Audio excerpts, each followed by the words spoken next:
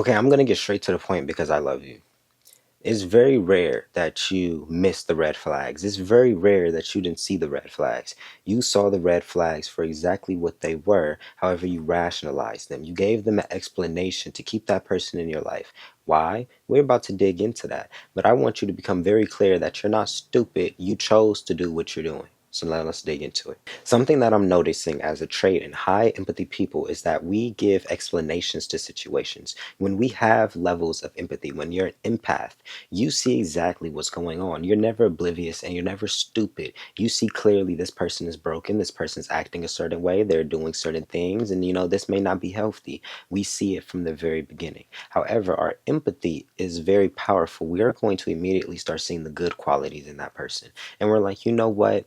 If chances are, if I lean on the love in that person and I lean on their good qualities and I ignore their bad ones, maybe, just maybe, they will start seeing more of those good qualities within themselves and they will change. When that's not necessarily the truth of the situation. You can pour into somebody, but if they don't want to change, they will never change. Chances are you're giving that man or woman the benefit of the doubt because you think that, they have it in them. You're banking on their potential. Now, what I tell majority of people is that you should always be aware of potential, but don't be oblivious to where the person is standing, right? A lot of people have potential because a lot of people weren't effed up when they came out the womb. A lot of people came out the womb with, some grace, some love, some high vibrations because that was when they were usually in their purity, straight out the womb, right? So there always going to be an underlying seed of potential of somebody, but usually something that I'm noticing too is we pour into people because we wanted that done for us. What do I mean by that? We attach ourselves to the good attributes in people and the positive, characteristics in them and ignore all the bad ones because we wish there were certain people in our lives that wasn't so judgmental, that was more accepting and acknowledged that we were trying. So we start trying to give the love that we were hoping that we were receiving. But in the process of doing that, you're stunting yourself and you're hurting yourself because some people do not want that change. Some people do not want that level of affection. Some people do not want that love that you wanted. So by you trying to give, not saying get, or give what you get, or whatever, you guys get what I'm saying. You give what you get. Oh my God, why is that a tongue twister? You get what you give isn't always the case. You can be giving exactly what you're hoping to get back, but that person does not want to give that back, which is why they're not giving it. Are you like catching the correlation of what I'm saying? Some people just aren't at that level to hold what you're asking for. Some people are consciously aware of what you're asking for and they don't want it to. And then trying to change somebody's mind about something that they're literally that they've made the decision up in their mind that they don't want to go that route. You are a fool to think that you are meant to be in that person's path. You are a fool to think that you can change somebody's mind or switch them off of their trajectory because they are on that path for a reason. Now, I'm not saying that they may not want you in the future, right? Because if you were sent in that person's life as, good energy or, to actually teach them a lesson, they're going to get karma for messing over a connection like that. But that's never in your control. And that's never something that you can spark. You are never you can never flip the switch on somebody's karma. You have to let God flip the switch because you don't know when the flip is going to switch. And you never know if that person was even supposed to get karma for what they did to you. Why? Because your own karma could have possibly been involved. There's so many different avenues into this, which is why I say the more that you heal, the more that you address yourself, and the more that you address why you are even attracted to certain things, why you like certain things, why certain things are manifesting in your life in the first place, it will be easier for you to sidestep. It will be easier for you to go down a different route. When you see those red flags from the beginning, if you're healed, and I'm not even saying you have to be this godly angel, but if you know the bare necessities between right and wrong, what you do and do not want, you're going to see that red flag and immediately tie it back to all the other things that's usually underneath the surface, because red flags are not just one red flag. I want you to imagine a flag, right? There's a red flag coming out of the grass, but underneath that pole, it isn't just like a 1 inch thing. There's like another 2-3 feet of pole right there. Not literally, but when it comes to relationships, those red flags, it isn't just the flag that you see. There's so much stuff underneath just that one red flag.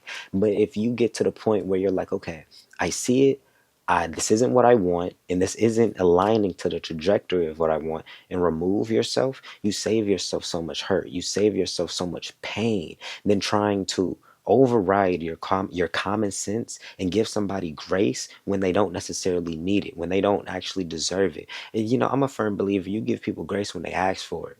Give people mercy when they ask for it. If people want to go through the ringer, if people want to go through if people want to go through the muds, if people want to hit the streets, let them do it. Now, if somebody is, they went through that and they're consciously aware that they're done, they're actually trying to grow, they're actually trying to change, then okay, your empathic ways, you may actually help them. But even then, it's not your responsibility to do it, because you have to acknowledge they got themselves in that situation.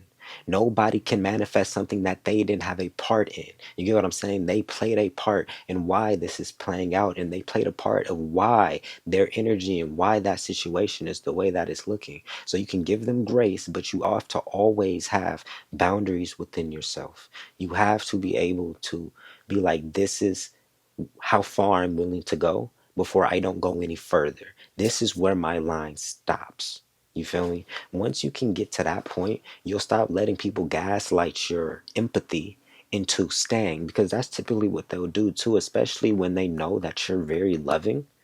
They will play on your empathy. They will play victim. They will start crying. They will start giving sob stories. They will, oh my God, my grandma died. Oh my, all that, all the crazy shit that you typically hear to make you feel like, oh, well, maybe you're okay. Well, okay, well, maybe that's why you're acting like this. And maybe, okay, well, here, I'll give you some more play. You feel me? I'll come over tonight. Maybe you do need a little comrade. No, they understand exactly you weren't effing with them. They understood clearly that you were seeing some of the red flags, and they needed to play on your empathy to keep you in. Empathy is a blessing and a curse when you do not have discernment. If you don't have discernment and boundaries, your empathy is going to be the exact thing that the enemy uses to destroy you, because they understand there's nothing stronger than your empathy. Your empathy is going to kick in no matter what if you don't have the boundaries and the discernment to know what actually does deserve empathy in your life. Where is it? Where does me investing empathy in this situation actually bring the return on investment? Or am I investing into a black hole? A lot of us are investing our energies into black holes. Stop. Stop, stop, stop. Acknowledge the red flag. Acknowledge people for who they are. That's a key thing. That's who they are. That's literally who they are. Look at everything that they're doing, everything that they're saying, the ways that they're acting, everything. That is who they are. Accept it and stop gaslighting yourself into believing that there's somebody that they're not. Look at them and believe it, and then move accordingly. And it's going to bring you so much peace. It's going to bring you so much alignment. It's going to bring you healthier love. It's going to bring you so much more. Do not be a victim to your own empathy. So, with that being said, like I said at the beginning of the video, I love you guys. I love you guys. I love you guys. My ebooks and everything is down in the description. If y'all have any topics, any concerns, just anything like that, TikToks, Instagrams, all in the description. Y'all guys can go check that out. With that being said, I love y'all, man. Be safe out here and go heal.